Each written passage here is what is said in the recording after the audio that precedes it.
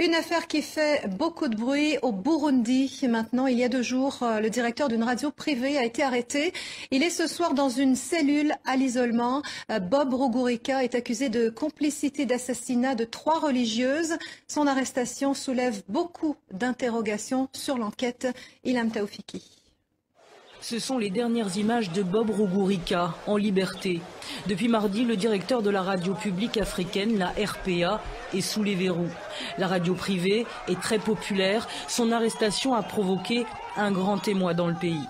Le tort de Bob Rugurika, avoir diffusé sur les ondes les aveux d'un témoin anonyme. L'homme disait faire partie d'un commando ayant assassiné les 3 sœurs italiennes en septembre dernier. Un commando directement lié au tout-puissant général Nshimirimana, l'ancien chef des services secrets burundais.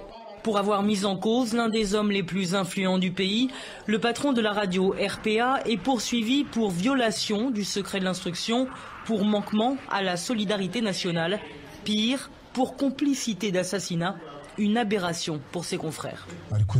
Il est emprisonné à cause de son métier de journaliste, parce qu'il a mené des investigations. Il ne devrait pas être persécuté pour avoir fait son métier. Les autorités auraient dû lui demander de faire un rapport sur ces investigations qui aurait pu servir pour élucider cette affaire.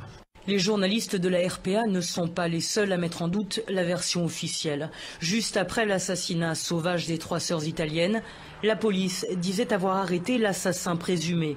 Cet homme qui, selon de nombreux témoignages, serait totalement fou. Un coupable idéal, ils sont nombreux à le croire. Une chose est sûre, en arrêtant Bob Rugurika, les autorités burundaises ne font que relancer les interrogations dans ce dossier. En Somalie, un nouvel attentat suicide ce jeudi. Une voiture piégée